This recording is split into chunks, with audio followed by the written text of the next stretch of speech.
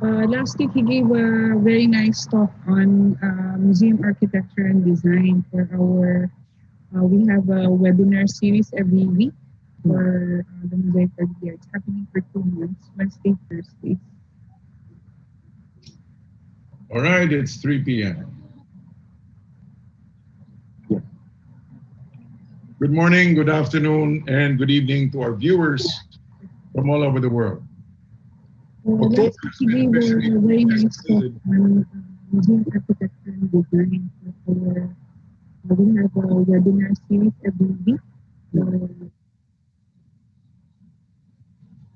October has been officially designated as Museums and Galleries Month and National Indigenous Peoples Month in the Philippines. This year's theme, Engaging Exhibitions for Emerging Generations, highlights the role of exhibitions mounted by museums and galleries in shaping the future as they engage new audiences. In countries with developing economies, museums are increasingly playing a vital role in the development of the next generation's sensibilities. In the Philippines, the idea behind the National Museum and its allied institutions is anchored on the basic philosophy that the Filipino nation is unified by a deep sense of pride in its own identity, cultural heritage, and nature and natural patrimony. Because of our history of colonization, Filipino identity, especially among lowland Filipinos, has been deeply threatened by a sense of loss and inferiority, which seems to account for the ease with which Filipinos abroad are culturally assimilated, except for their deep-rooted loyalties to their clans or small groups. On the other hand, many indigenous peoples continue in their deeply ingrained ways, dress, values, and pride in their patrimony and heritage.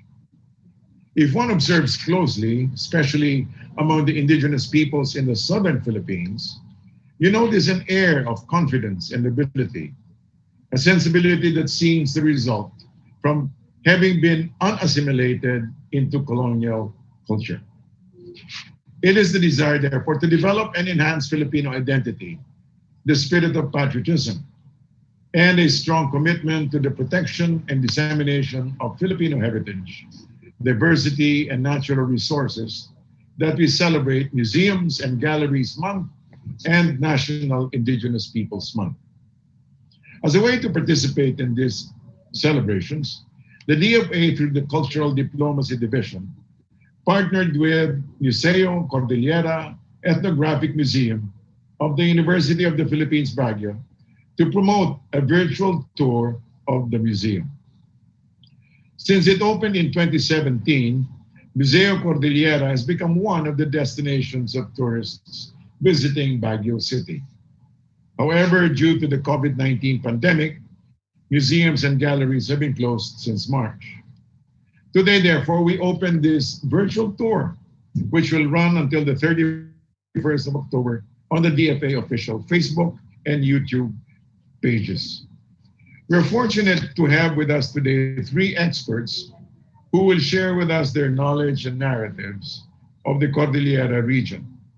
We're also joined by one of the strongest proponents of Philippine culture.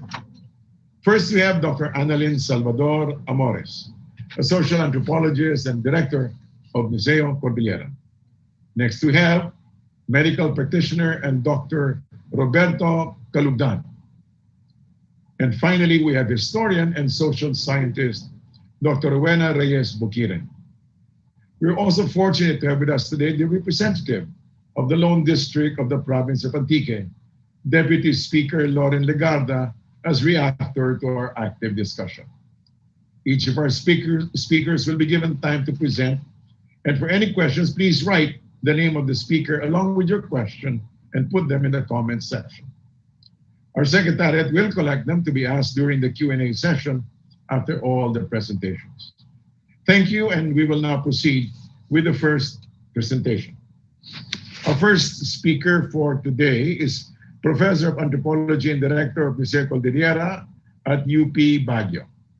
She has curated exhibitions for the museum since 2015 to the present, and the most recent one on Cordillera textiles Handwoven Tales, The Warp and Weft of Cordillera Textiles. She earned her doctorate in social and cultural anthropology from Oxford University in the United Kingdom, and she is the project leader of Corditex, Cordillera Textiles Project, composed of an interdisciplinary team conducting research on textiles in northern Luzon. Her research interests includes non-Western aesthetics, material culture, ethnographic museums, and colonial photography in the Cordillera. To present the textiles exhibition of the Museo Kordilyera and textiles from the German museums, please welcome Dr. Analyn Salvador-Amores. Analyn?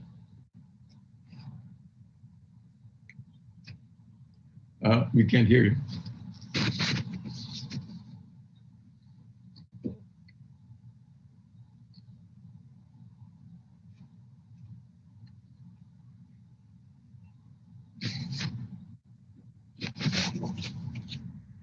Can you hear me now?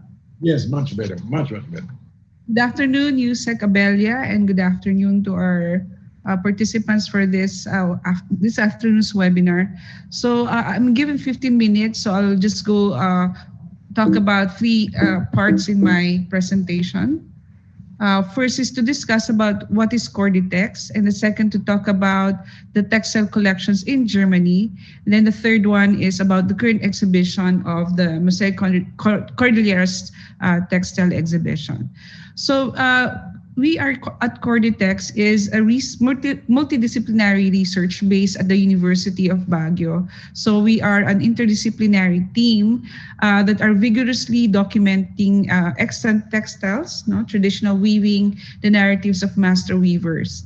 Then we also facilitate the reconstruction of extant textiles because based on our research, there are a lot of textiles that are no longer woven by our master weavers and of course the younger generation. This is the reason why I'm also presenting the research that we did in Germany and in the US, briefly to look at extant textiles and then digitally repatriated back to the Philippines and shared to the source communities in northern Luzon. So we also rejuvenate the interest in traditional weaving, provide accurate anthropological and technical information about Cordillera textiles, and help design with our weavers concrete scientific protocols to improve the product quality of our weavers. So like I said, we are an interdisciplinary team. We are already on our 4th year as a research team, and we have this various disciplines from anthropology, ethnobotany, who's looking at the plant dyes that are used for weaving, and then ethnomusicology to look at the sounds of weaving. It has a cognitive relation for that. Ethnomathematics to look at the patterns and designs of textiles, physics and chemistry to look at the technical characterization of textiles. And we have a recent addition such as the ergonomics of weaving. So we are looking at the physiological changes and of course the back pains and all that, and how we can improve the conditions of weavers, then economics, and then geography to study the diffusion of textile patterns in the Cordillera. And then we also collaborated with other institutions and local weavers in the Philippines, such as the one in Norway, the British Council, then the Metropolitan Manchester University, in UP Diliman, and the Philippine Textile Research Institute. So we went around the rest of the Cordillera. If you could see this map, we started from Benguet, Ifugao, Mountain Province, Kalinga, Abra, up to Apayao to look at to look for master weavers, to understand the weaving tradition, and of course the rituals that are related to weaving.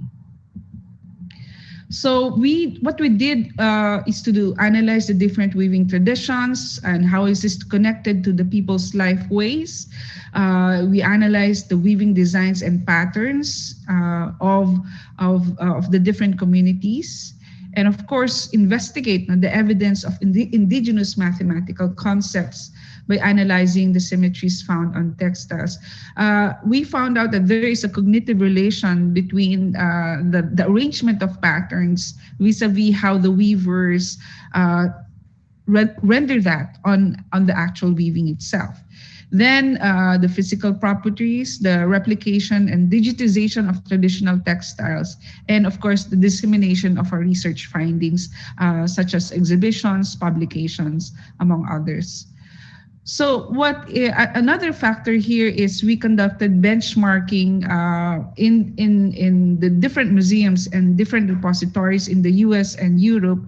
Aside from conducting research in the Cordillera, we've gone to museums in Berlin, in Dresden, in Leipzig, in Frankfurt, and Vienna, and of course museums in the US, such as in the Museum of Anthropology in Michigan, the Field Museum of Chicago, the American Museum of Natural History, and the Newberry Library. So we found out that there are century-old textiles that were collected by missionaries, anthropologists, early travelers in the Cordillera that were brought to the US and other repositories to be part of this collection in building anthropology as a department in their respective countries. Then, of course, we do examination and technical characterization of textiles, and our team went to Norway to undergo a training on digital loom technology last year. So these are photos of our fieldwork in the Cordillera. We scoured Cordillera to look for master weavers to document them. And our research finding shows that most of the transmission of weaving is done orally, and these are not coded.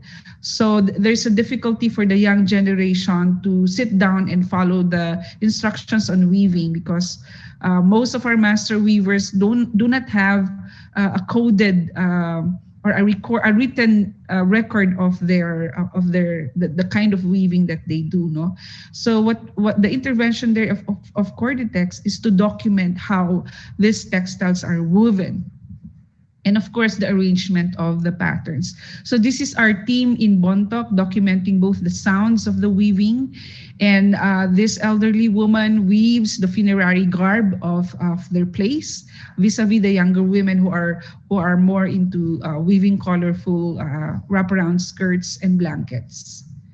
And another reason there is also the tedious process, or the technology of weaving is also another factor. It's difficult to actually weave, no? And then of course the lack of traditional materials, and also the loss of artisans in the Cordillera. We are currently competing with ready-to-wear clothes and second-hand clothing like the ukay-ukay, which is easier to access rather than doing traditional weaving at home, no? And so here, this is an illustration that there is a need to document traditional weaving. So we met a master weaver in Kalinga, and she kept all of this.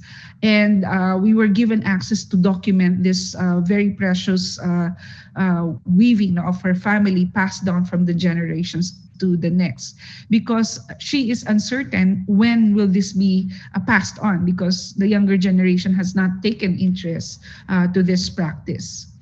And then of course there are also health hazards. There is also a low income in the return of weaving, hence there is a decline of the significance and interest on traditional handloom weaving. However, there are various groups and other institutions who have been aggressive, in promoting local culture, in promoting local weaving in different communities. And also there's now there's the Hobby Textile Council, which actually promotes the weaves of local weavers. So there is a strong resurgence on weaving, and we have to continue this to make it more sustainable. So the Corditex produced a research report, which is the basis for the current exhibition of Museo Kordilyera. We also popularize stories of master weavers and their distinct technique in weaving. So recently we produced all of this storybooks that we will distribute for free in schools, like stories in Apayao, in Kalinga, Bontoc, Dang, and Ifugao. No? So we have been distributing this to different schools, and it will be launched on November 20 at the Museo Kordilyera. And we also produce a learning toolkit on weaving, which is like a step-by-step process on how to weave, which we would like to distribute in schools also, because the Corditex believes that this practice should be included in the curriculum for elementary and high school or even college. So we also produced documentary films about weaving, which are shown in our museum right now. So this is very useful as a learning, to complement learning pedagogy on weaving. And then we also continue to collaborate with other weavers. Now, we reach out to different communities to participate in the ongoing workshops on basic handloom weaving in the Cordillera. And also we conduct training for weaving, backstrap loom weaving for students, such as the one we did in the College of Home Economics in UP Diliman, and also in UP Baguio. We have a Gabel Tayo workshop for free that were conducted in front of the museum last February.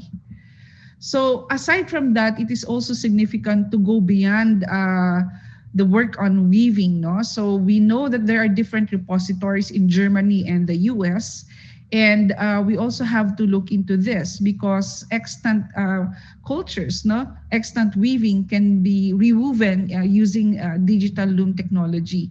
So here we found out that there are weaving implements found in the Field Museum. This is an implement collected by Faye Cooper Cole in the 1900s. And Abra now doesn't have backstrap loom weaving, but we returned this to the community, and they were all surprised because most of them are now into foot loom or the telar in Ilocano. And also there's a lot of illuminating archival photographs of traditional weaving in the past found at the Newberry Library. So you can see here the technology of weaving using the backstrap loom. And of course, these very, very beautiful textiles called the binakol, and the white one is the inalson, which is very sacred blankets among the Tingyans of Abra. The binakol is still being produced now. There's a revival of this in Abra. And of course, this famous photograph of the funeral of Maalan. So if you can see, the background of these photographs are all prestige textiles that were used to accompany him to the afterlife. And women have been actively participating in weaving and giving this to their revered deceased to travel to the afterlife. And we are fortunate to witness the same practice in 2017 during the funeral wake of Apo Masayo Dumasing. He's a very respected elder in the community, and for the first time these textiles were revived because that was the practice in the past. So in the Field Museum of Chicago, this is paradise because you have here hundreds of textiles from the Cordillera, from Mindanao, and other parts of from the Philippines that were collected by early travelers, early American colonial travelers. So all of these, some of them are still unrolled and they are in their pristine condition that warrants a careful study of our Philippine collection there. So I was able to study some of these collections, specifically from Northern Luzon. And a lot of scholars working in Mindanao, I encourage them also to visit the Field Museum of Chicago and to also digitally repatriate all of this to the source communities. In Berlin Ethnographic Museum, there's a collection of textiles of 100 years old already, and they are well kept and it needs to be studied as well. I only have limited time working in the museum because, of course, these are treated with chemicals, and one should be worry about the effect of that one. So here you can see extant textiles, and through digital repatriation to the source communities, this can be all woven. And of course, aside from the textiles, there are also archival photographs that were taken by early German travelers, such as in the 1880s. I think this is from Kalinga, and the one on the left is the actual garment that was collected by the German traveler. No, so there are also diaries and notes of the travelers that sometimes it is difficult to acquire this because it is a very important possession among the locals during that time. So we move on to Dresden Ethnological Museum in Germany. This is Christine. She is a textile conservator, and she showed us the 150-year-old textiles collected by Hans Meyer and Schadenberg in the 1880s. So here are the textiles, and they are very exquisite. I mean, the craftsmanship and the designs are very unique to the Filipinos. No? So we are shooting all this, and then of course you can see here this is a practice loom, mini backstrap loom for children. No, in fact, in the diaries of these German travelers, they mentioned that all households possess a backstrap loom to produce this. But now we don't see the backstraps anymore. Okay, so this is from the Weltkulturen Museum in Vienna. So this is collected by Alexander Schadenberg. So if you can see the photograph on the left, this is an Itneg woman wearing a binakol, which is similar to the ones collected by Schadenberg in 1888. No? So you can see here the delicate and intricate patterns, even the natural dyes that were used that seems to not fade, even if this is already 100 years old. And of course, if you can see all of this presenting to you the unique textiles found in Vienna Museum. You have the one from Apayao, Ilongot, Gakdang community. So we have photographed this, and we're returning that to the communities to look at this very good collection from these museums. And also, they also collected weaving looms. They photograph a lot of people wearing this traditional garb during that time. So we're supposed to invite the 5 German curators from these different museums to UP Baguio to give a lecture, to give lectures about their collections. Unfortunately, the pandemic interrupted their visits to the Philippines. We're supposed to have a lecture and exhibition about their collection. And hopefully, before the year ends, we hope to have this book, 5 essays, and a catalog of all the objects that we photograph from these museums. So I'd like to move on for the use of these textiles for the digitization possibilities in order to reweave the textile collections. So like I said, we have conducted researches in Bontoc, other places in Ifugao, and then in Kalinga. So we have looked at this vintage textiles, and would also like to help our weavers how to reweave these extant textiles based on the collection of the German museums. So we are successful in a way. We were able to deconstruct some of these textiles. Like I said, mentioned earlier, there's a difficulty in having the oral tradition. So it should be coded so we can relearn the process of weaving.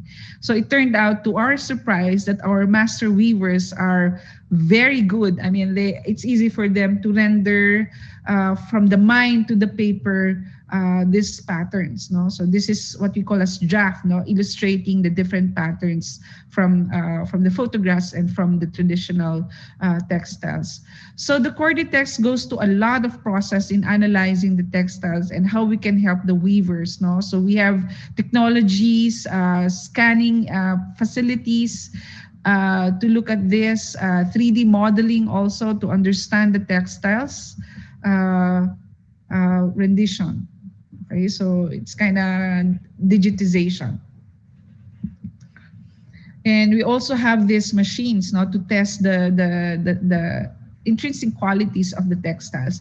And then there's this new one, it's called digital weaving. No? So here you can deconstruct, reconstruct, and weave traditional extant textiles. No? So this is an example of an old fabric that are digitized and then it's rewoven to a loom. So I made this digitization in Norway as part of our workshop, and I wove this particular design using the horse design, and of course through the digital loom. You know? And we also brought this back to the communities and to learn how they reacted to this. No? So here, this is an example of our archival photographs and the actual sample of the textile in our exhibition that was also shown. And this is an example of the rewoven textile using the digitization process.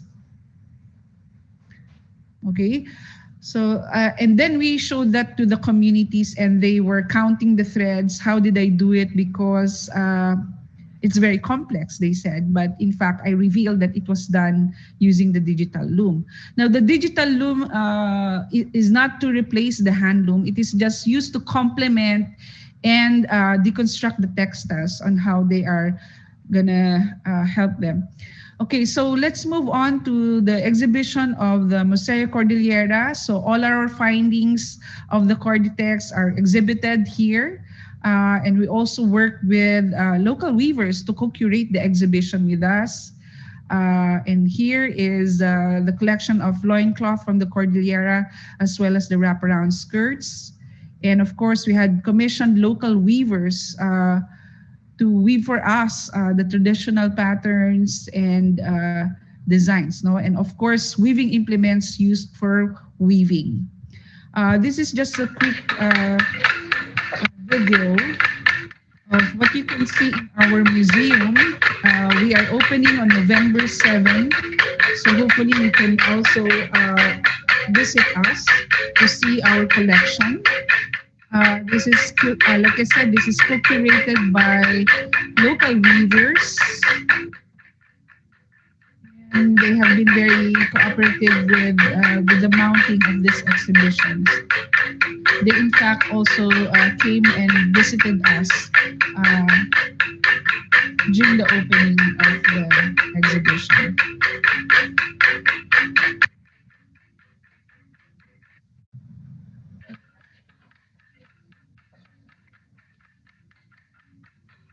Is this it, Analyn? Okay, I think it's time. So let me just finish all of the slides. So this is the exhibition at Museo Kordilyera. And of course, we have the significance of this research. It empowers the entire community in, of course, engendering the ethnic identity of the Cordilleras.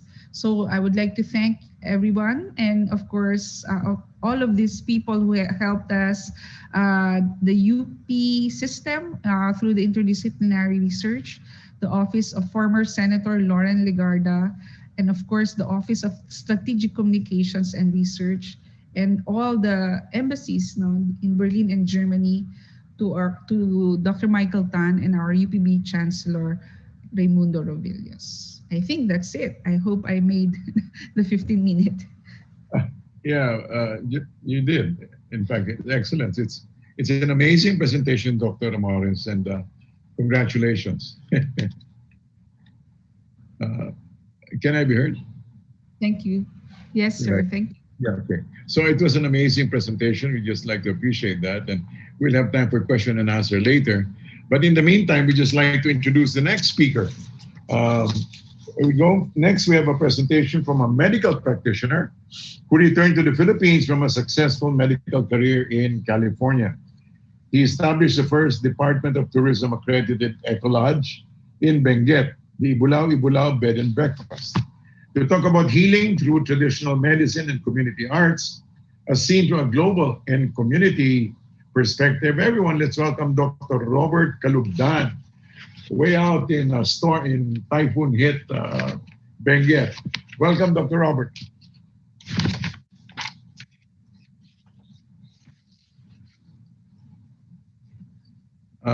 Dr. Robert? Okay na ho ba sila? ID. Nawala ako eh. Okay na. Okay na Okay po na? kayo. Opo. Can you hear me? Yes, excellent. We can hear you. Okay, I think the PowerPoint is in with you. Yeah. There you go. Okay na. Good afternoon and good evening, everybody. So we just have a few minutes of traditional arts of healing in Ifugao. Yeah, we'll be particularly talking about Ifugao, but there's a lot of traditional healing in the Cordillera, as I mentioned in the slides. So Ifugao are more likely focused on rituals and goddess, and the shamans are called Mumbaki, and the ritual is called Baki. Okay, next. So Macnongan is as called as chief of God or creators of all things. You can see the Bulu as a rice god. Actually, it's become an icon for Ifugao. And then their beliefs still in the gods well in trees, rocks, and rivers. Next slide, please. Okay, there are ritual sickness, healing, and offerings. This involves a lot of sacrificed animals such as pig, dogs, and carabaos. Now it depends on the social status, how many pigs or carabaos will butcher for the offerings. And these are accompanied by singing, dancing, drinking of rice wine. It depends on the Bumbaki's prayer. And this belief goes way back, and the spirits the Bumbaki will tell to take about the sickness and their prayers over the dead of the relatives or the other spirits, and they call it Linamwadi Amon. Okay, next slide, please. Okay, here is the ritual. They call it Bogwa. Bogwa means it's to exhume the bodies of the relatives, and this is done when somebody is sick or able to heal by modern medicine. It's an add-on for the therapy as spiritual healing. As medical practitioners, we don't defy on this. We let the relatives do it. Okay? And there are some also members, and the indication to do Bogwa is they have bad dreams, like the father having problem, or the part of the family having itchiness, bad allergy, and they exhume the body, and they relate this to the findings of the bones, that there are a lot of ants, cockroaches, and everything, and they correlate this what's in the living. Okay, once they gather the bones by their close relatives, they will wash this in the river, and then they will wrap this in the local native cloth or the blanket, the textile that we have, that like what mentioned by the former speaker. Next slide, please. It's just like that. That's like the Mumbaki, way back. Next. Okay. Bogwa is done within 3 days, at minimum to the maximum of 5 days. It depends on the status of the family. If the family is poor, they will just hit it on the 3rd day. It must be the 3 days. But the well-to-do family, they will go as 5th day. Okay, on the day 1, they will minimum of 1 pig. But on the 3rd day, they call it katlu. They have 3 pigs and 1 carabao to butcher. This is 24 hours singing, offering, managed by the Mumbaki or his assistants. After everything on the fifth day, they will wrap again the body and will place in the native house forever. That's the burial site now. Okay? Now here's the problem. If there is no sign of relief, still the patient not alleviated by sickness, sometimes they'll do another second bogwa. But this explained by now by Western medicines after this. Okay, next slide. So that's how they butcher the pig. They usually butcher the pig right in the vicinity of the native house or the heritage house of the sick. Let the blood spill on the gateway, and that's how they do it. Next slide, please. Okay, another ritual is ayag. It's just calling the spirit of another, not even a relative. In modern time, probably they call it exorcism, but it's not like that. Still, animals are sacrificed, chicken, pig, carabaos, and still performed by the Mumbaki. It's almost the same as Bagwa, as the number of days. But this doesn't mean that it's the relative. Okay, next slide. Honga is a healing or a thanksgiving. This is actually is a sign of gratitude by the siblings, the children, that they give to the aged parents or father, mother. It's a thanksgiving that they serve the kids well. Now, the healing process on this is, let's say the father is sick, or they're not sick, or aged, seniors. It's a status of the sibling to give a thanksgiving to them or part of healing as just one day. Okay, they gathered all the siblings together. It's like for a birthday party or anniversary to have the date. Okay, next slide. This is one day event. Same thing, they will sacrifice pigs, carabaos, no limit of numbers of meat. Among the circle, they will assign a member of the family to do a pedigree or genealogy of the family, a family tree in a database base. And they call this pahing. There's still one day singing, rice wine, everything performed by relatives and friends. Another sacrifice, and the sacrifice animals are also butchered in the vicinity. Next slide, please. Okay, this is very unique for Ifugao. The primary degree close relatives will get the prime cut of the meat. This is the distribution of the meat.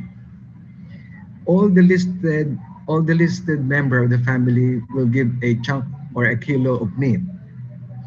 Now, what's that symbolize? It symbolizes kingship. It symbolizes that when you're given or receive a meat over a honga, that means you are a relative or a member of the family. Now, if I'm a brother or sister, which are very close family, I'll get the best part. So, okay, it is a sign of recognitions as a member upon receiving a honga. Now, that's a responsibility of the one doing the database. Here's the problem. Let's say I'm a fourth degree cousin, a fifth degree cousin. I was not given a meat. Then there will be an apology of the member of the family, and then there's a long talk about it. But there is nothing about how rituals again. It's just a member of apologies. Next slide, please. Like that. This is the distribution of meat. Next slide. Okay. What's honga is for them? It's a healing process for the aged member. And it's also the pride of the sibling. Before they die, they give honga. It's a gift. Now, in modern times right now, honga is not only for the sick. It's a thanksgiving. If somebody graduated, good health, or recovered from sickness or an accident, they will perform a honga. Okay, next slide, please. And there's also dancings. Next slide. Okay, lastly is the moma, which is in lowland they call it nganga. It's a bitter nut chewing that is composed of nut, happy leaf, tobacco, lime, or with the ginger. It's very symbolic for Ifugao. It's a peace offering or it's a gift of wedding. Okay, the process is they place this moma and they call hukok in a basket. Both party will gather together right in the middle of the ceremony and they will chew this to settle their arguments or anything that in business, just like for the wedding, even for the one who is sick. Okay? Now, next slide, please. So that's how they put in the hukuk within the basket. Next slide. Okay. In modern time, when the Christianity came and the educations gained access to Ifugao lifestyle, okay. Of course, Western medicine and multimedia are well accepted right now. Church and other religions have modified these rituals and beliefs. They don't defy this, they don't stop, but they just modify. In other Christian, in Catholicism, an example, they will pray over, they will do a modified bagwa, but the healing is different. There is no such spirit, but they will pray over. No no calling for spiritual ancestors or evil. It's just a prayer over the same process. There's no mumbaki, but all prayers. Now, in the sides of medical and other health, this is my own experience in my years here. What they do is, doctor, can we do these rituals that might help? I will not defy them. Go ahead. But the biggest thing is the financial. Pigs are very costly, carabao are very costly. But take note, when the circle asks for things, people donate. And my serious thing is, I will not defy their suggestion. Just don't counteract my medical therapy. Now, for dentists, nganga o moma is actually a dental problem in the region. It's an addiction, but it is deeply rooted as part of symbolic for Ifugao, as probably more in the Cordillera as well. But make believe that this state is cancer. This moma is cancer related to oral cancer and GI cancers are all related to moma chewing. Okay, next slide. So overall, I asked some people, the old peoples, about the priest and the mumbaki. Relatively after bagwa, some people say they get better. So it's all the testimony of old decades ago about what happened to them. So our view as a modern medicine, spiritual ancestral ritual will merge as one, as holistic for better recovery, for physical and spiritual treatment. Next slide. So I just acknowledge my researchers and also to Father John Habawa who collaborated with me to do these things. But I tell you, there's a lot of more rituals to mention, not only for healing, even culture-wise, more in Ifugao as well, probably in the whole Cordillera. Thank you.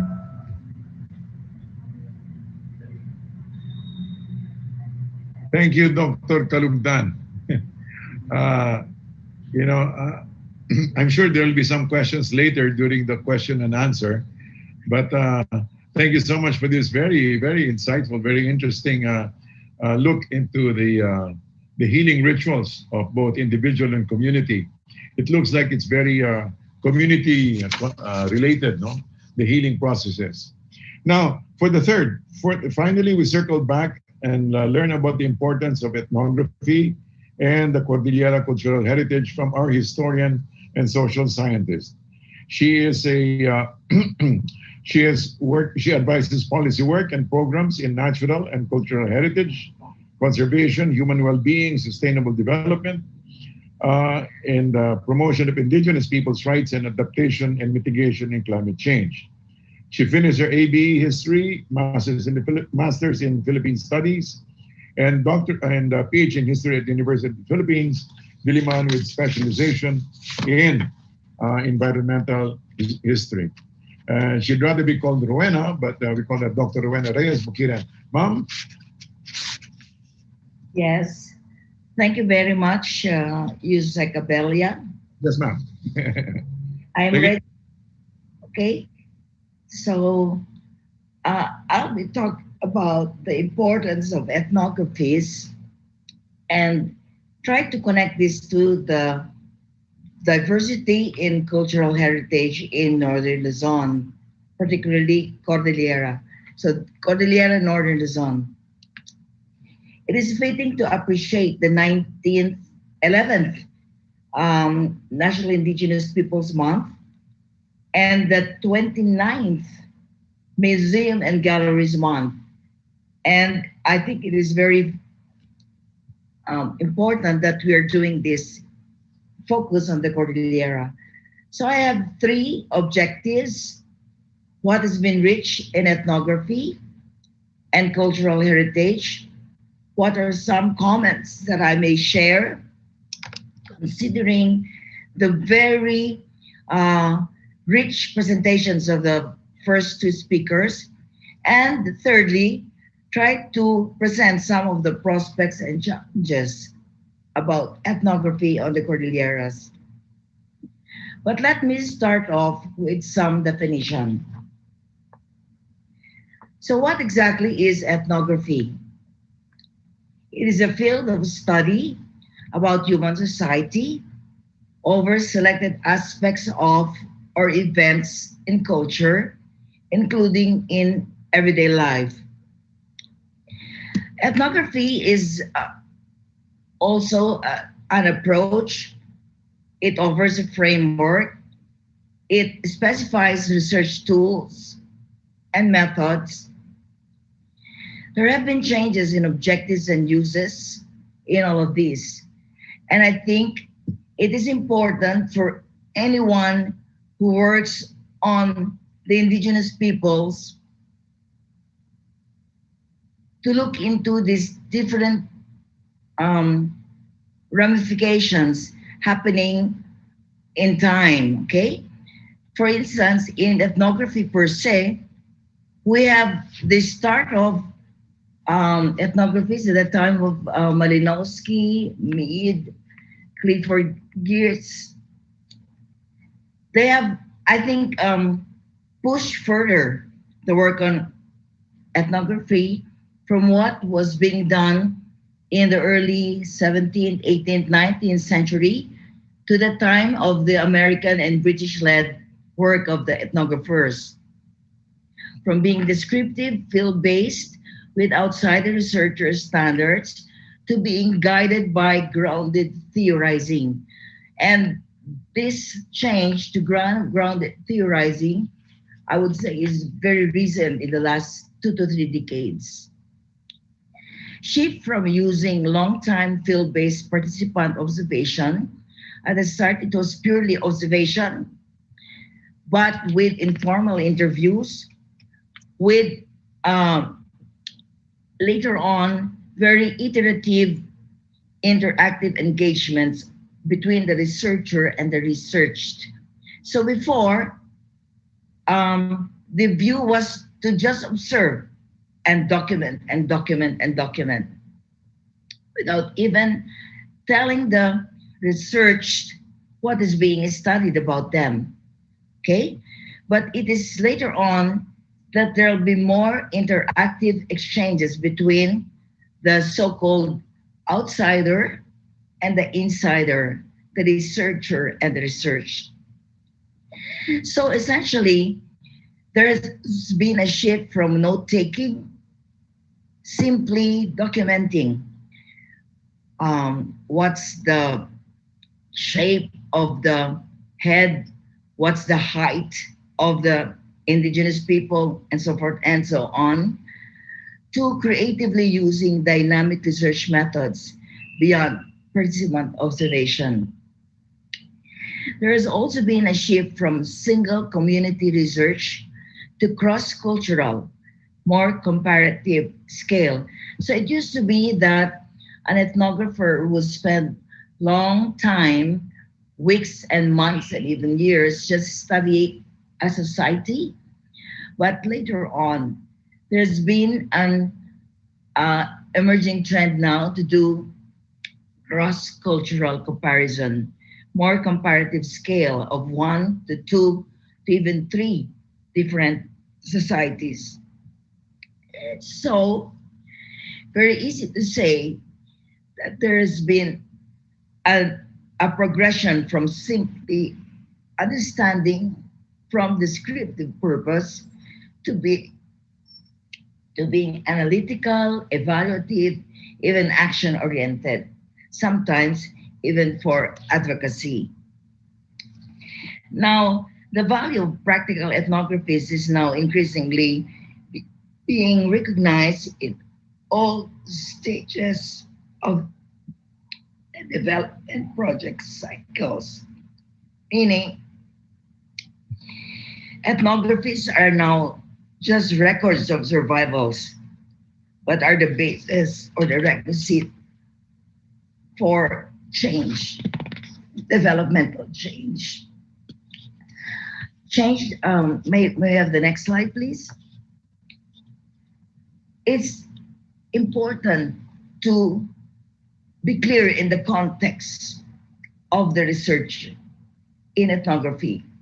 I present here some kind of a summary of what is the purpose of understanding a society. So here I am as an outsider trying to understand the community. So that's the insider's view that I would like to understand. So what we learn formally, that's the view of the etic, may be different from the view of the local.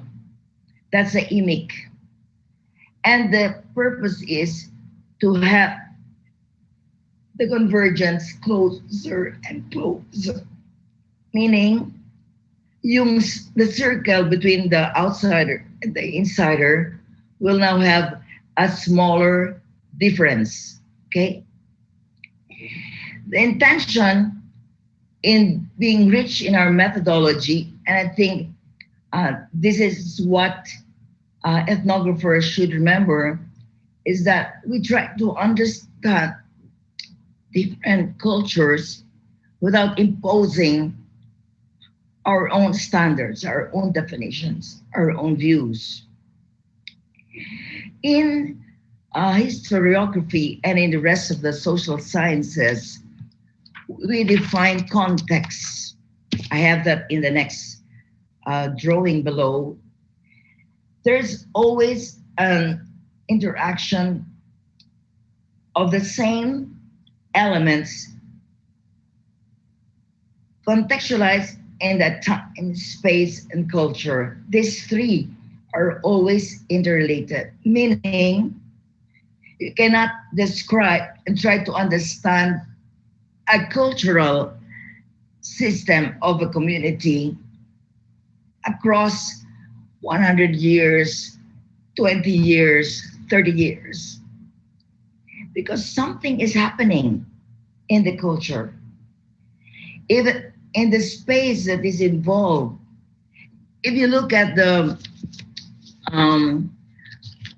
background on the study of indigenous peoples, you know that even the space where the culture is located shifts.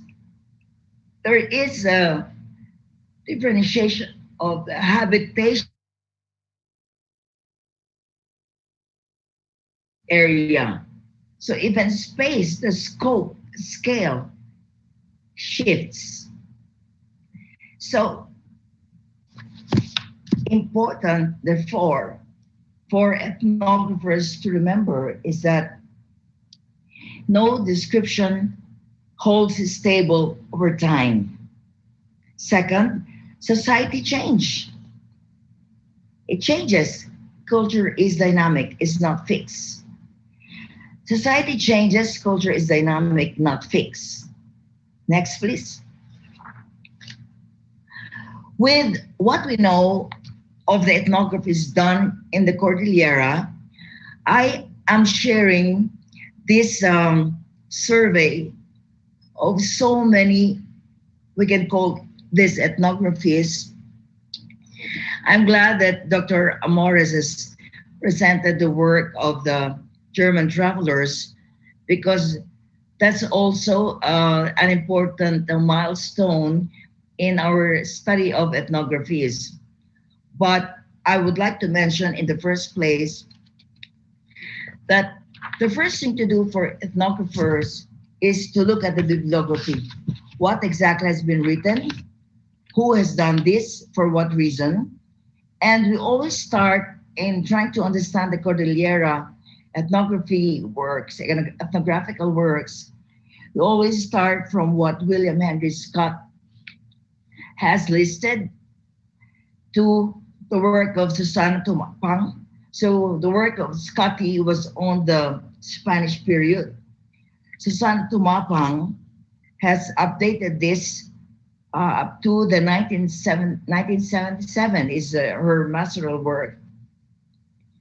There were also bibliographies done by Geraldine Fiagoy, Harold Conklin, and of course by Dr. June Prill Brett. These are very important bibliographies to start with. So, for instance, the work at the time that the Spanish missionaries arrived to do ethnographies. So these were done by the missionaries, and therefore the standards were very influenced by their Christian and let's say what do you call that? Trying to convert the indigenous peoples to Christianity. That's the kind of writings that were apparent in the various ethnographers' work up to, let's say, the 18th and early 19th century. But it's by the late 19th, I would say mid 18th century that you'd find Spain, the Spanish missionaries shifting their ethnographies to more civil research topics, not just symbols, not just rituals, prayers, origin myths, but even the more civil records about the lifestyle, the economic trends in the area, changes in agriculture, and so on. So it's important that this shift by the 18th century and then the entry of the American colonizers will have a very different treatment already of the communities being studied. So in this survey that I had done, I made a summary of important works to understand the ethnographic progress for each of the culture groups, the Isnag, the Itneg, the Kalinga, the Bontok. So I have all the titles in different paper, but these are just lists of authors, the work that they did, located in time, in what settlements, and references that had been, let's say, undertaken during their time and after. So you'll note from this summary that the very, very expert ethnographers who are coming from, let's say, cultural and social anthropology, like Dr. Salvador-Amores is now listed there, okay? Under Kalinga, she has also done some work in other parts of the Cordillera. And what she has focused on I think by bringing out the German traveler's work is very important to look at now, but she focused on textiles. In my case, in environmental history, I've looked at Semper for the biologicals because you also have ethnographies about what species were there through time. Okay, so that's the additional slant that environmental history can do. Next, please. So I have that same survey covering the Kankanai, both Western Mountain Province and Northern Benguet, and then Ibaloy for Southern Benguet, Ifugao, and generally for the Cordillera. We have very important. We can change the slide now, please. What's important is to look at the assessment about those past ethnographies. For instance, when I say that my work was, let's say, in the mid 2000, when I assessed the works up to that time, there had been these trends. Published ethnographies on the Cordillera have been largely descriptive. Most sources, as used by those who had studied the region, are based on documents not readily available to local researchers. I'm glad, for instance, to note that Dr. Amores has gone really to Europe to look for some more of those documents and the artifacts, really. Otherwise, local researchers do not have the funds that allowed Dr. Amores to do the rounds abroad. There's been positivist historiography and cultural research that has been predominant in Cordillera writings, and that's what we need to change more and more, a trend that has been happening, in fact, by the 20th and 21st century. And in the past, most writers in the Cordillera ethnography and history are non-Cordillerans. I would say it's only in the last 10 years or so, or a little more, that you have writers of ethnographies that are really locals. Change, please. But in these dominant directions, we can have some comments. This is the continuation. Created have been dominant themes, dominant problems. For instance, you look at the ethnographies is always about cultural system, synchronic description of cultural practices and beliefs, as if there's been no change from the works of the Spanish missionaries to the works of the Americans to, let's say, the 1970s, 1980s. Definitely there's been change in time and space and in culture. There's also no works on colonial resistance. Those indicative of colonial accommodation are prevalent. It's as if the Igorots are very easy to assimilate. Okay? That's not true. And then you have the provincial stamp. This, I call this tendentiousness. This has always been the common theme. If it's Bontoc or Kalinga Apayao, okay, it's about Bodong and intertribal thing.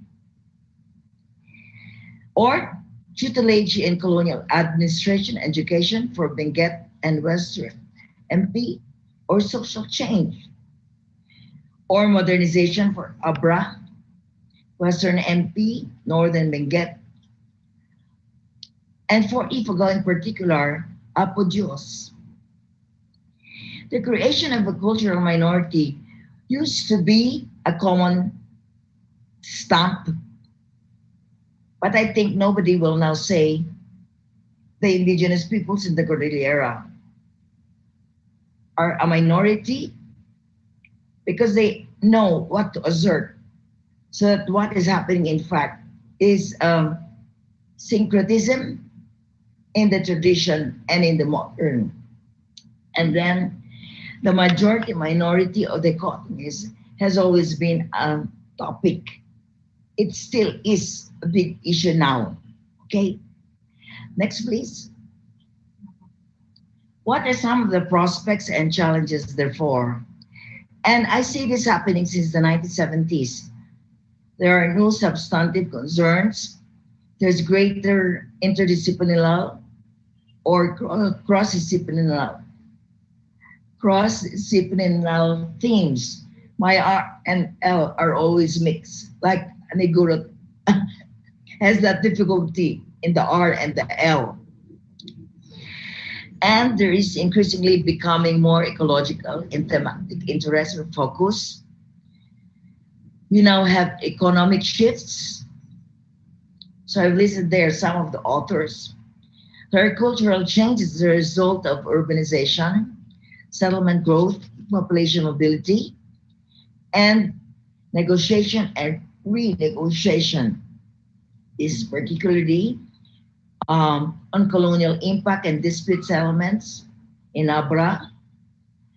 In the case of Brett on property rights, in the study of Pungayan, linguistic history, and Milgram on gender, also livelihood changes. Next, please. In relating this to cultural heritage, I'll do this very quickly. Most of the ethnographies they have been on material cultural properties, the tangibles, but still immovable will have to be addressed. Architectural sites, ruins, built heritage that has symbols, okay, may have been done, but what is intangible about those? Second, for the intangibles per se, we have a lot of songs, legends, epic folktales, oral tradition. There's a lot of work already describing this, but sometimes the contextualization is absent.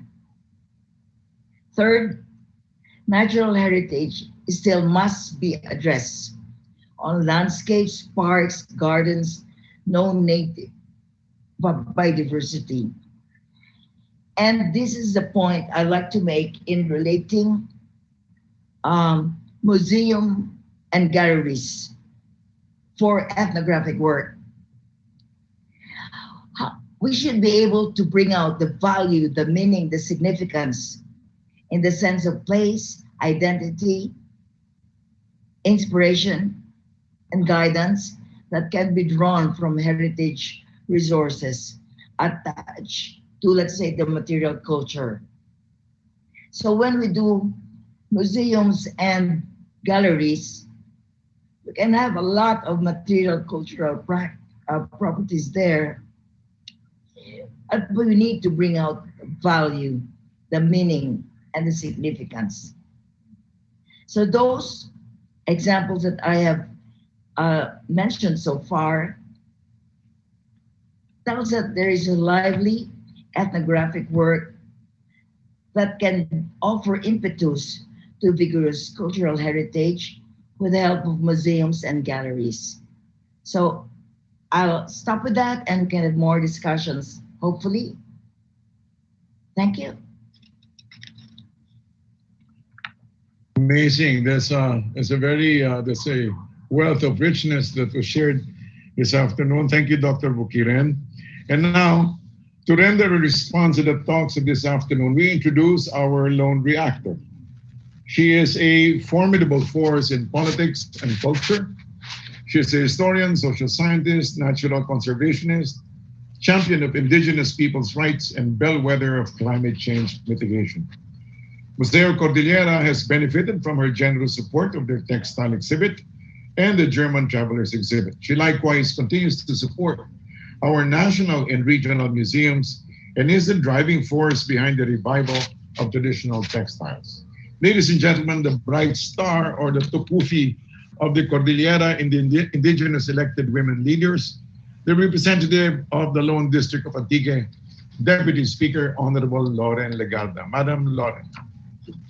Thank you so much, and good afternoon, Undersecretary Abella, and to the DFA family, and to our esteemed presenters. It's been so educational, informational, and interesting, and I would request for a soft copy of all those presentations, and perhaps the DFA could upload it in their website and in all digital platform, so that in this virtual world, in the new norm, we can glean from the wisdom and knowledge and be educated all the more by our guest speakers, lecturers, presenters today.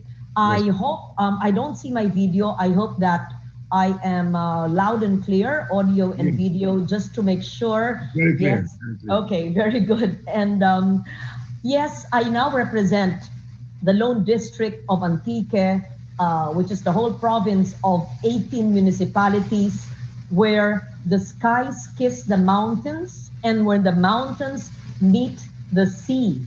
So 15 coastal municipalities and 3 mountainous. But I also consider myself a Cordilleran, and I'm sure our friends from the Cordilleras would attest to this, because long before, since I was an active young journalist, I would do documentaries and visits to various provinces, even in the hinterlands when I was much younger then. In fact, but not to mention now, we did documentaries on Ifugao culture, many more in my previous life as a journalist. Let me just fix my video a little. Okay, that's better now with the headroom. Thank you so much. So, how do I react or give a comment to our esteemed presenters?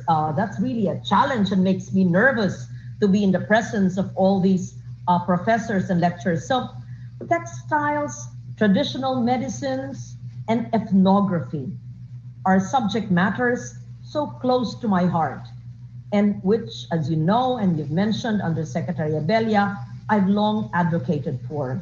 So instead of just giving a reaction, I would like to also highlight some of the initiatives and projects which have converged with our 3 esteemed lecturers that we've done both in legislation and in supporting the financial aspect resources to allow our people to glean from this wisdom. And I'm speaking about projects that we've done to complement the work of our presenters today. Dr. Analyn Salvador-Amores, Director of the Museo Kordilyera, presented on Cordillera Textiles exhibition and the textile collection in German museums. The Corditex project focuses on the anthropological analysis, mathematical symmetry, and technical characterization of Cordillera textiles, as well as on digital loom technology. It warms my heart to see initiatives such as what the Museo Kordilyera and the Department of Foreign Affairs are doing to make exhibitions of textiles and weaving cultures resonate to inspire health and well-being and further research. Handwoven textiles are the embodiment of the women who bind the warp and the weft, the kin groups and communities that are the fabrics that enable the construction of cloth, and the land that provides their unique textures, colors, and strength. I commend Dr. Analyn Salvador-Amores' efforts and the work to make Philippine textiles, particularly Cordillera textiles, become the ties that hold us together at the time when the pandemic continues to threaten our well-being and solidarity.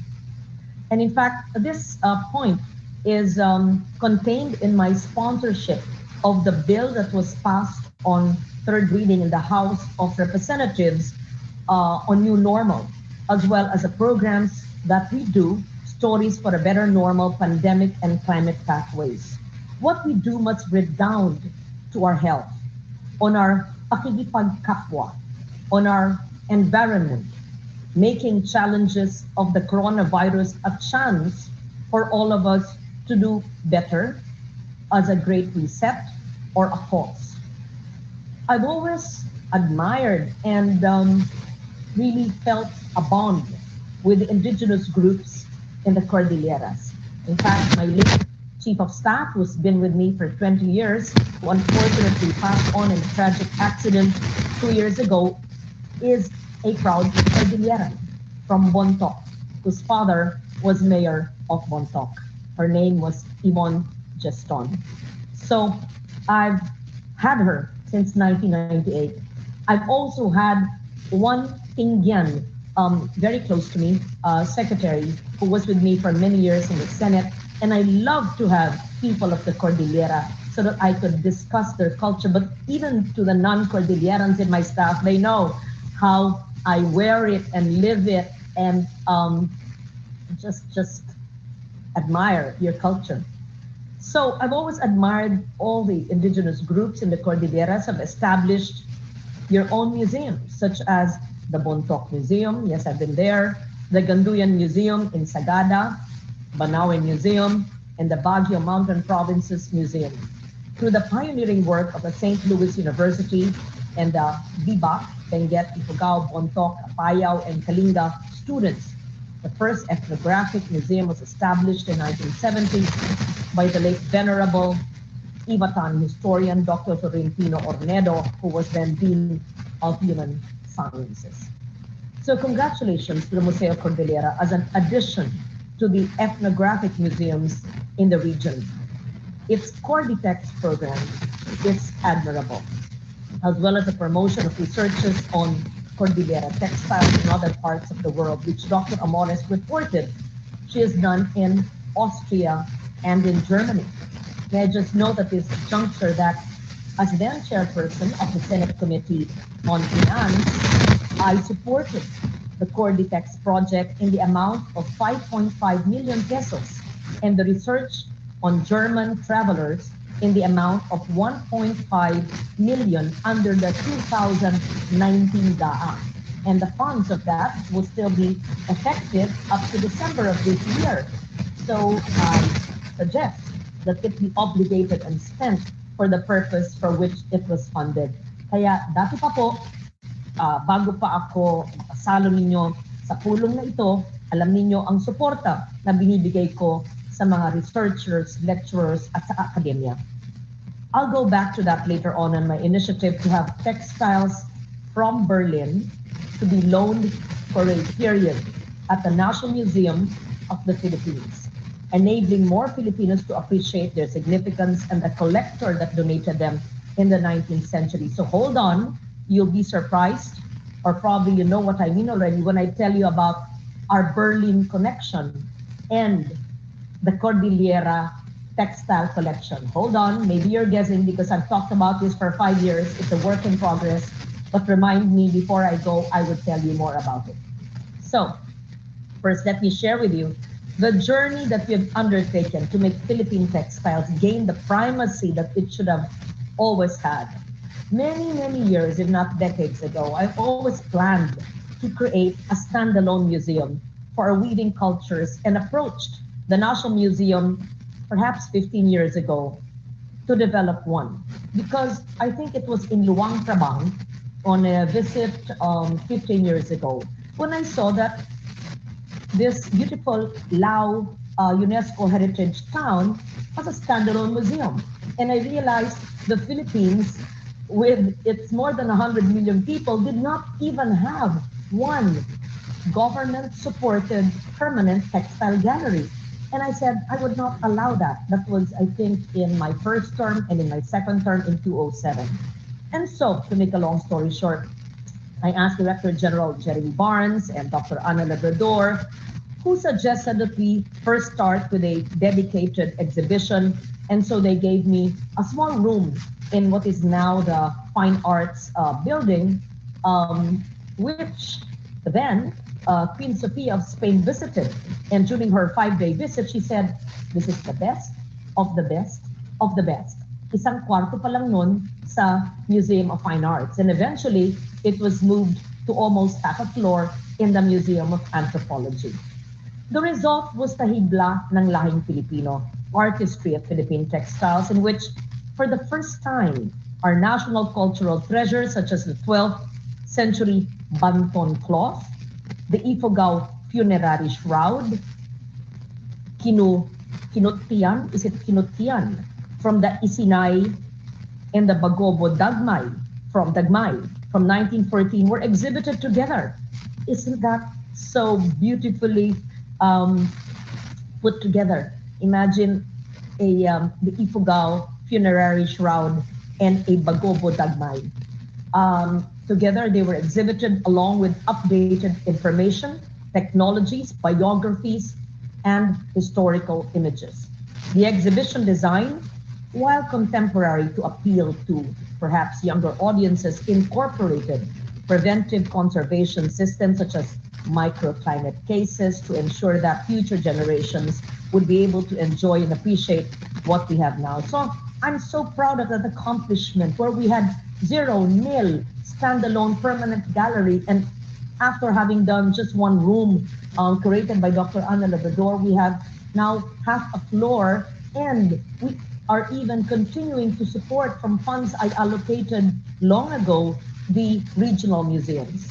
So we complemented this also with a lecture series entitled Philippine Traditional Textiles and Indigenous Knowledge, with guests that included academics and weavers, both from here and Southeast Asia, to validate that our handmade fabrics are unique and one of the best in the world from the perspective of the role in life, or of the role in life cycle rituals and their creation. So eventually, we chose the most unique of our loom textiles, and that's the Piña Seda, that toured in different posts of the DFA in the world, not only as an exhibition, but also accompanied by our weavers themselves, weavers from Lumban, Laguna, from Tibiao in Antique, and other areas, and the embroiderers as well. Nahibla ng Lahing Filipino Traveling Exhibition, of course, pre-COVID times, traveled to parts of Asia, to the UK, other parts of Europe, Frankfurt in Germany.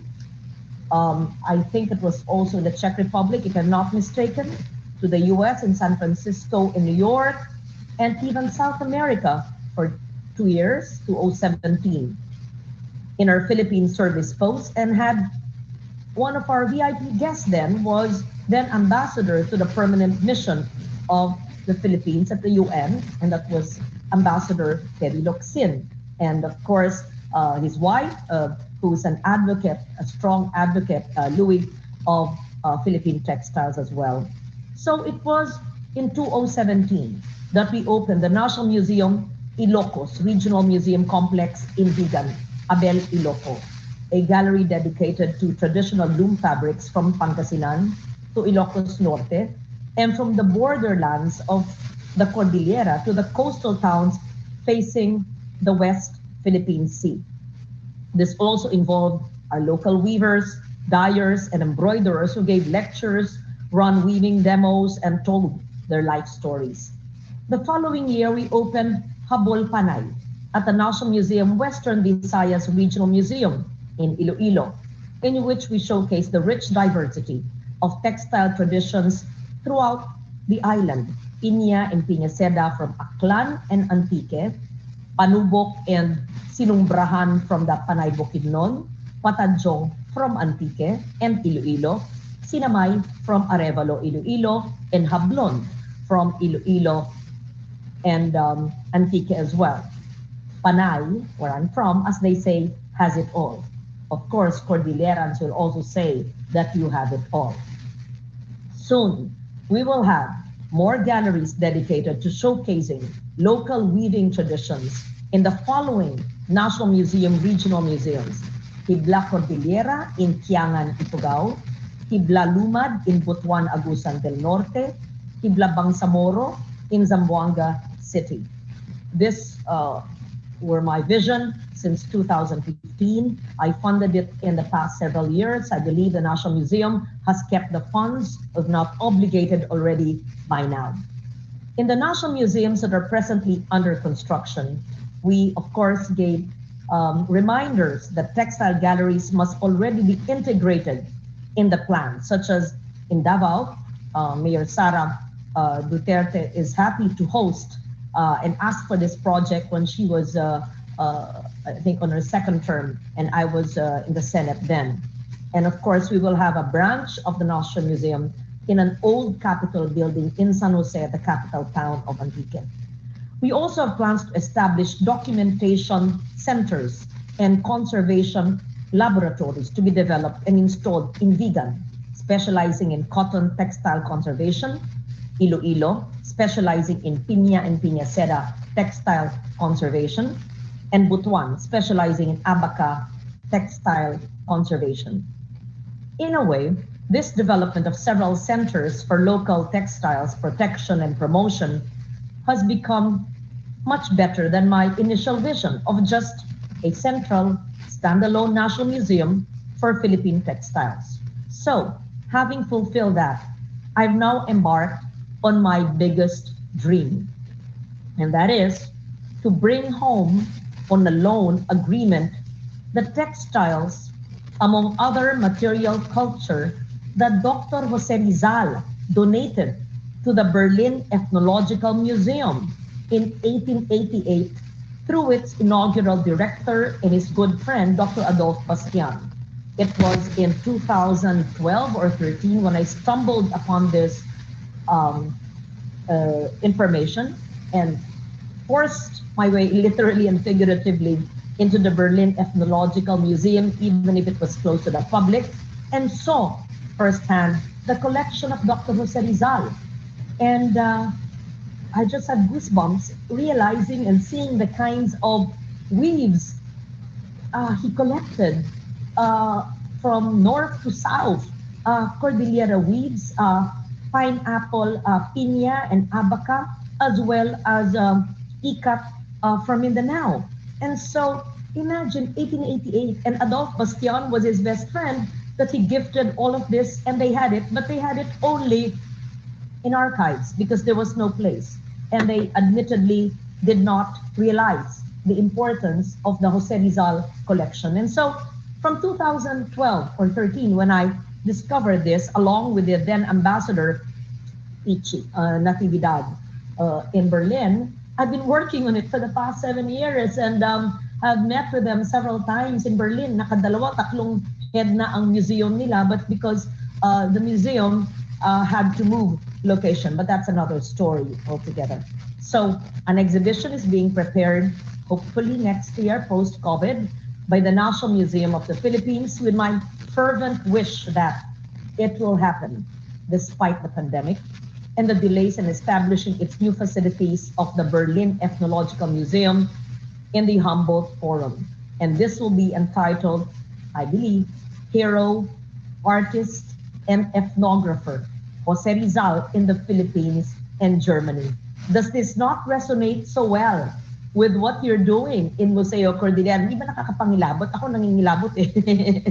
Imagine 1888, and now we're talking about German travelers with Museo Kordilyera. Isn't it amazing? It's so serendipitous. Okay, I'm too passionate when I talk about textiles and Rizal's collection. So Dr. Roberto Kalugdan, medical practitioner from California, went back to his hometown in Ifugao, did a presentation on healing through traditional medicine and community arts, a global and community perspective. As co-author of Republic Act 8423, or the Traditional and Alternative Medicine Act when I was still senator, I've long supported the promotion of the use of traditional and alternative medicines. One of the underlying principles of the law I authored long ago was the respect for traditional healing practices by the different cultural communities as espoused by my best friend and seatmate and mentor in my first term, Senator Juan Flavier. This is also the purpose of the documentaries which we conceptualized and hosted with the NCCA, and that is Dayaw, which featured shamans and healers of the Philippines during its season 2, and Buhay na Buhay, and both documentaries delve into the relationship of our core being with nature and our indigenous belief that we uphold respect for people and our nature. And in Antique, as you know, Dr. Kalugdan, perhaps you can also help us study with so much traditional healing practices and shamans in my province. We're a mystical province, just as you are in the Cordillera. So documenting such important traditional practices are also part of the publications on indigenous knowledge, which we have supported, such as the Karasuk book entitled Guardians of the Forest, Stewards of the Land, and the Panay SUC book titled From Seas to the Mountain. A few months ago, we also launched the online show, Stories for a Better Normer, in the hope of addressing some pressing concerns faced by communities during the pandemic. We've had several episodes on health concerns, including the health benefits of growing our own sources of food, plants, and trees, particularly indigenous and endemic species. And hopefully, we could work together to further promote the use of traditional medicines, not only in the Cordilleras, but also in other regions as well. In fact, perhaps a future subject matter could be the study or the presentation of Dr. Kalugdan in Stories for a Better Normal. Dr. Rowena R. Boquiren, retired professor of history of UP Baguio, did a presentation on the importance of ethnographies and the Cordillera cultural heritage, to talk about studies that have been done, as well as prospects and challenges faced not only by the academe, but by the cultural communities as well. We recognize the importance of an ethnographic museum like Museo Kordilyera, which is committed to the study, conservation, and exhibition of certain materials from the locality. For museums like Museo Kordilyera, which is situated within a university, UP Baguio, the materials are subjected to interdisciplinary reflection based on scholarship and constant discussion among peers, students, organizations, source communities, and the general public. The presence of the museum in the locality decentralizes museum activity and offers the public another learning resource beyond Metro Manila. We also recognize the necessity of research as seen in the Corditex project, in which textile is understood in its complexity and not objectified as a collectible or a commodity, as sometimes it is.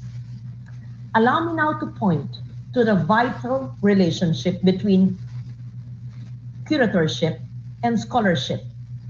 The former creates conditions in which the material becomes visible and accessible for appreciation, and the latter can provide the necessary intellectual framework for curation, even as a curation, in the same vein, prompts scholarship to reconsider its knowledge in light of the experience of the materials in the exhibition space. Because the outlook is interdisciplinary and the desire is to offer a robust context within which to locate the materials of the exhibition and of the scholarship, the public gets a full picture of the intersections of material culture, heritage, social transformation to consider too. And the museum becomes a generative space to ventilate and to deliberate upon the difficult issues around heritage, identity, migration, encroachment, tradition, representation, state support, and the appropriation of industries. Museums are considered as loci for interaction, which provides room for discourse, for stakeholders to interact, ruminate, and critique. I recommend museums to represent the life in the community. Museums that integrate the community to its creative quality, its history and society, that nurture these creative forms, a place where people can reflect their sense of being, their sense of becoming. This suggests a more holistic approach to museology, integrating the objects on display to its context and to its source or makers.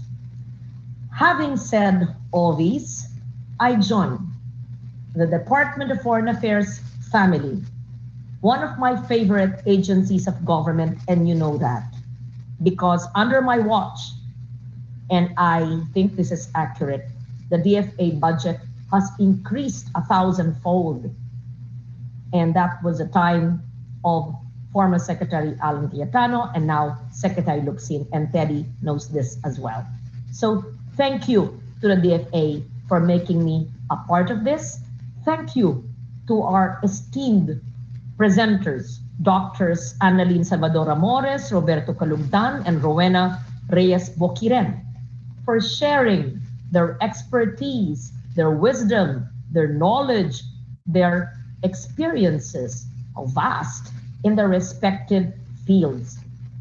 I wish I could organize for you to present this to the Academe of Antique, and perhaps we could do a similar one with the intellectuals and academicians there, if you agree.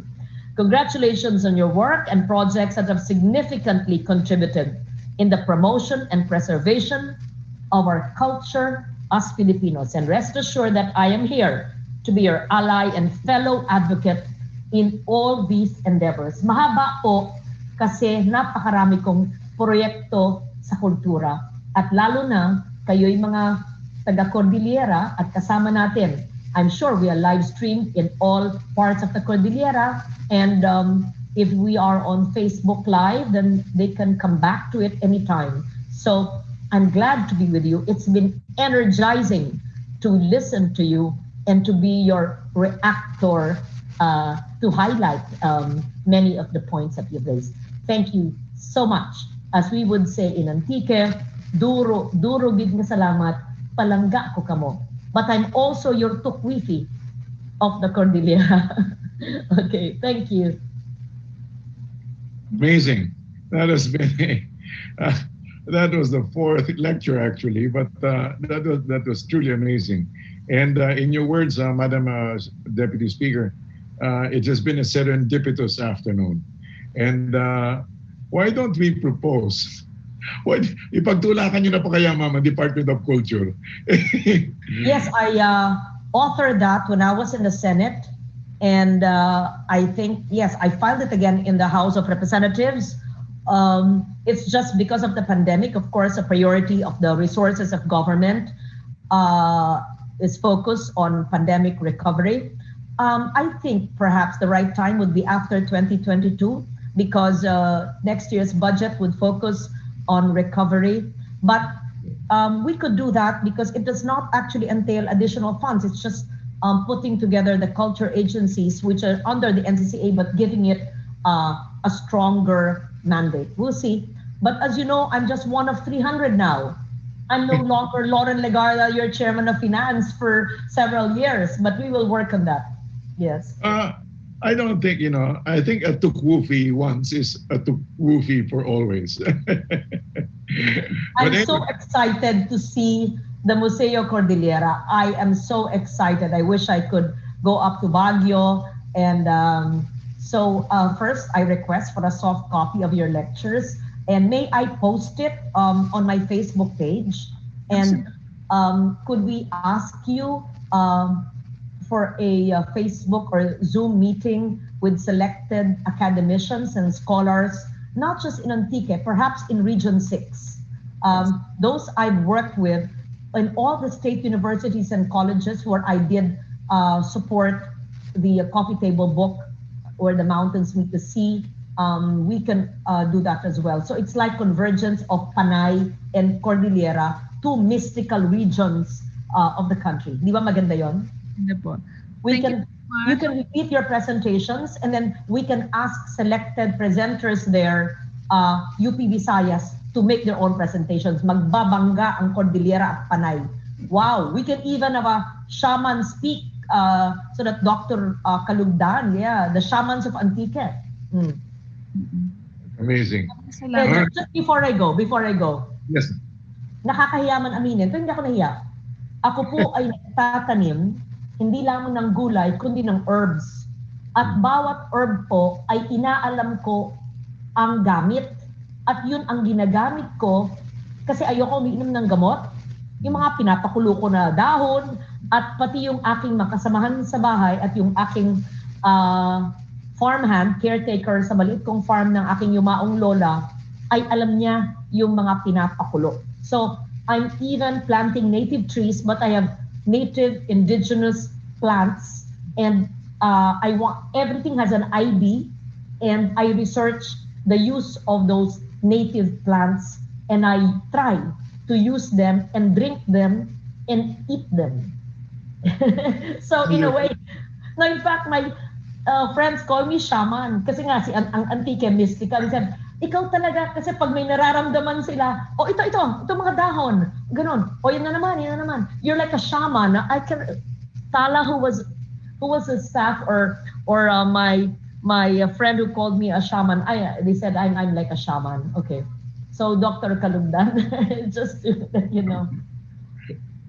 Thank you so much. Thank you so much, Madam. Pagkasama niyo ako, napapahaba. Alam kong I was supposed to speak at 4:50 and end in 10 minutes by 4 o'clock. But it's already 4:40. I was supposed to speak at 10 to 4, 10 minutes. So in fact, I have another Zoom meeting, but I'm happy to be with you. See, inaawat pa niyo ako, no? I don't want to let go, right? It's perfectly all right.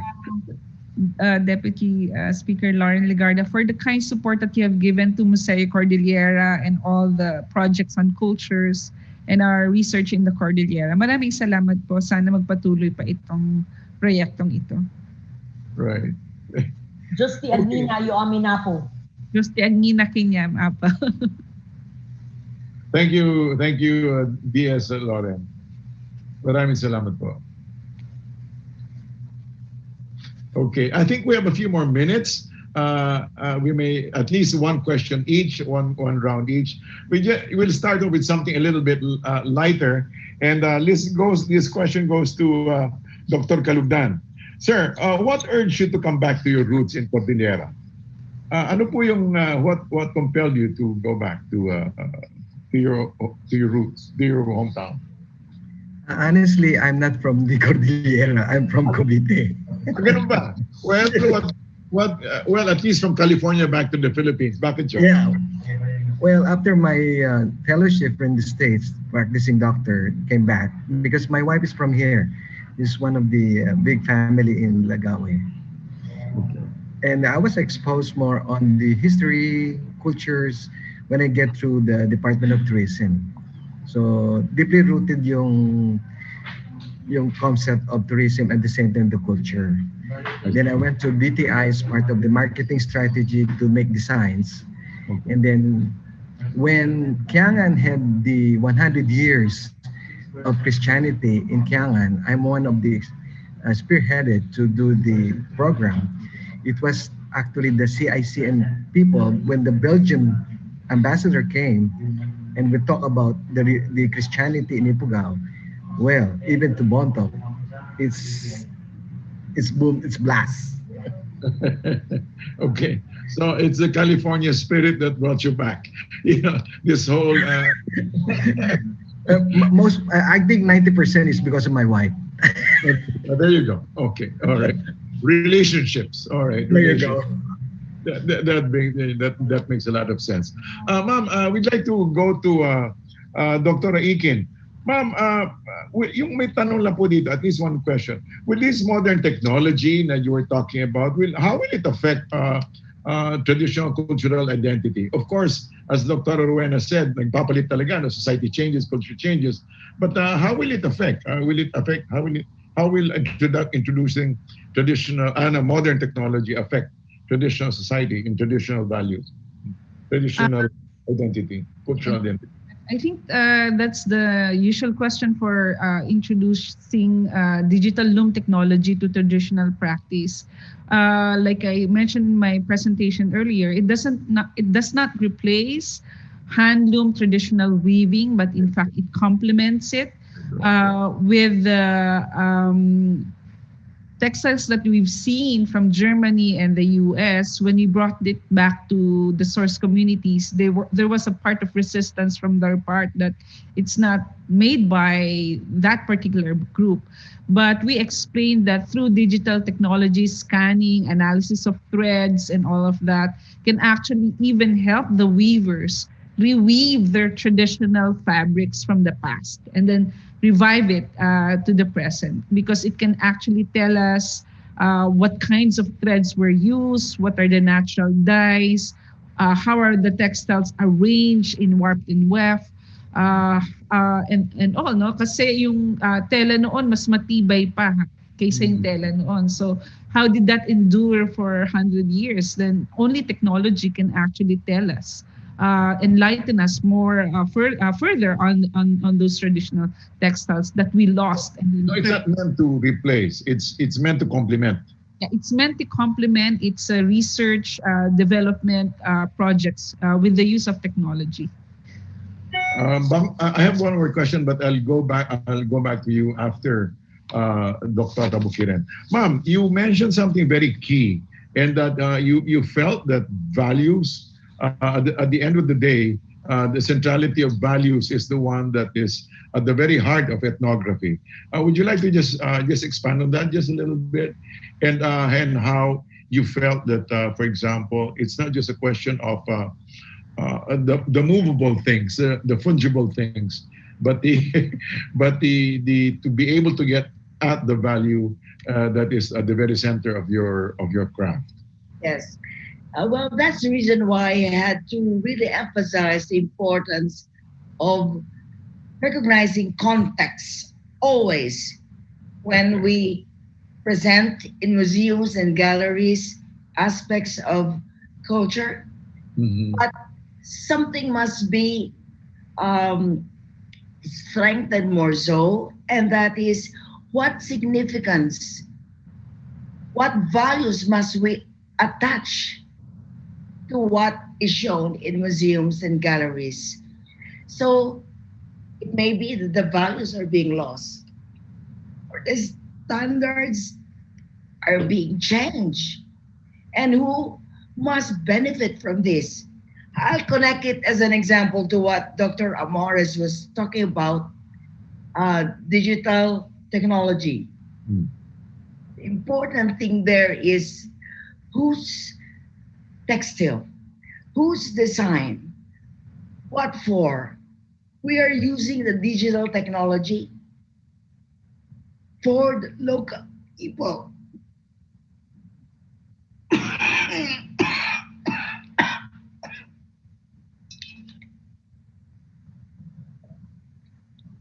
Probably not for foreign private corporations to take advantage of the technology so that they can commercialize products. So we appreciate, we respect, we promote aspects of the culture for the people within that culture. That's also what's happening when, for instance, we call this doing bringing out how certain places can be repurposed. You may have ruins, but what must you spread around as values and meanings? When we use again certain structures, you don't need to destroy them and build very big buildings, concrete buildings, modern buildings. You can, in fact, go back to what was considered important as attached to that structure. So this is just an example also of making sure that the intangibles in the heritage are emphasized in cultural work. Ma'am, I have a question. You said that the context and the intention and who does it belong to? No? Like for example, may tanong po ako. Like for example, ngayon kasi yung there's a tendency, especially for the millennial, approaching the millennials and the X's and the Y's and the Z's, no? Yes. Now there's a nagbabago kasi yung volume, nagbabago yung value system. Na kasi dati po, for example, the boomers and the end of the boomers, it was very high consumption and very high, anong tawag nito, very high, yung parang almost a vulgar tendency towards almost a vulgar tendency towards conspicuous consumption. But now there seems to be a return to simpler, more original, more what they call radical simplicity, and that involved, for example, I was going to ask this to Dr.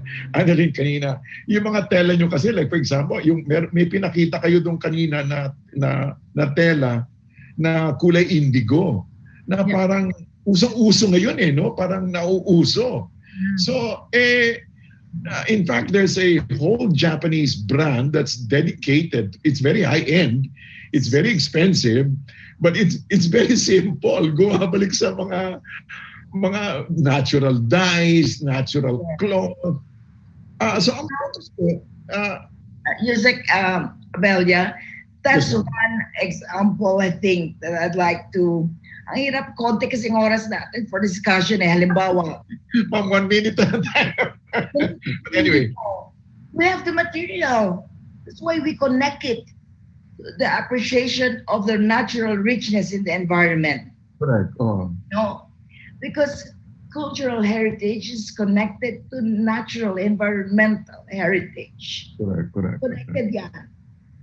Alam ni Ikin yan, saan ang mga native indigo natin. Kahit sa Zambales, was Philippine Sea, meron yan. Hindi na nila alam ngayon. But they have a lot of, ano tawag doon, yung mga, tawag doon? Hindi naman baol, mga, kung saan nila inilulubog for the dye. Yung mga ganyan ang dami, di ba, meron din sa Abra, may sa Ilocos. Balikan natin. We don't need to import from elsewhere. We need to revive some industries, but in the hands of the local communities. Naku, mukhang mahaba yung kwentuhan natin, ma'am. Dr. Robert Kalugdan, Analyn, and Ma'am Rowena, tama kayo. I think we should have another conversation, but not now. Maraming salamat po sa lahat. We just have to wind up. This has been an amazing time. Meron pa tayong virtual tour, but let me just finish up.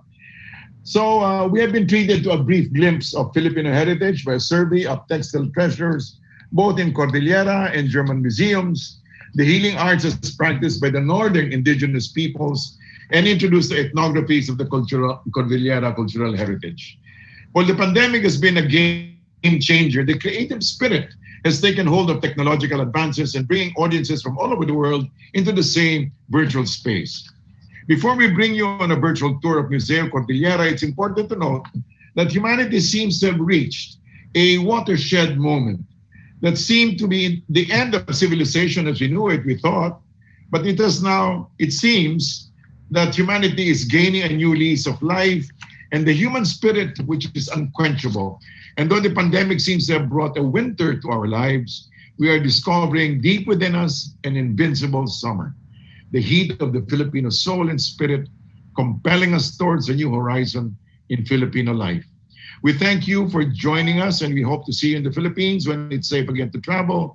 This is Undersecretary Ernesto Abella on behalf of the DFA, and we wish you a happy Museums and Galleries Month and National Indigenous Peoples Month. Salamat po, Dr. Robert, Dr. Rowena, and now we hand you back to Ma'am Analyn, Director of Museo Kordilyera, to introduce the virtual tour. Magandang hapon, we love you, and Madam Loren Legarda, maraming salamat po. And thank you to the DFA and the staff. And why don't you just give each other a round of applause? Tayo-tayo lang naman. Thank you. All right, so good afternoon again. So I'd like to introduce you to its video tour of the Museo Kordilyera. This will be in two parts. This is about the current exhibition of Museo Kordilyera entitled Hand-Woven Tales, the Warp and Weft of Cordillera Textiles. So this is 20 minutes in two parts. The first part will be about the exhibition, and the second part will be about weaving in the Cordillera.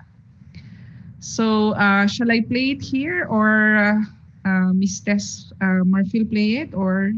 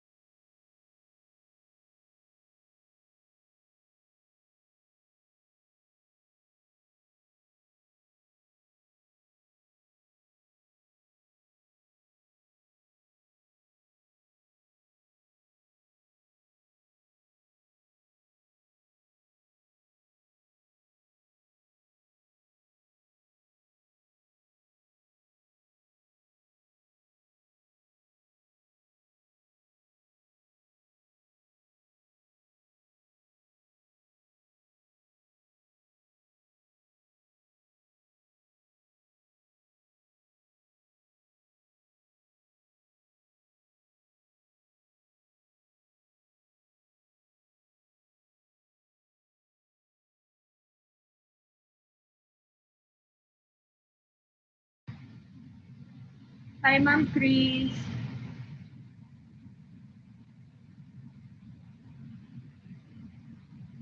Stop recording na po. Oo.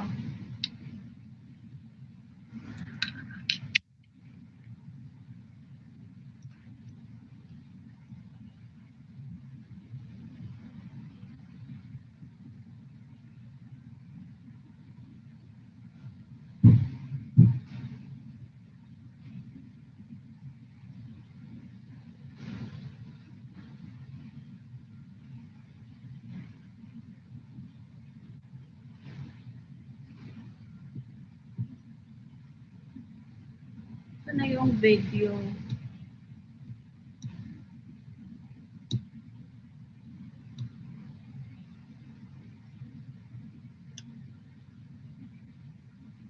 Saan kaya naputol si Yusek?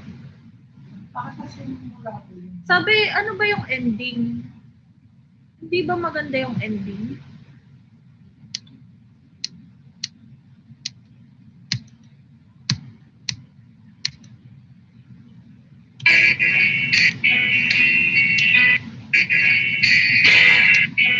Ayaw mag-ano.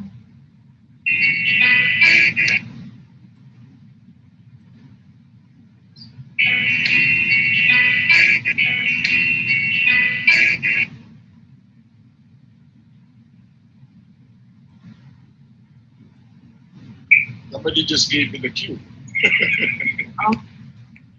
It's okay. Focuses on the anthropology. What? Cordillera and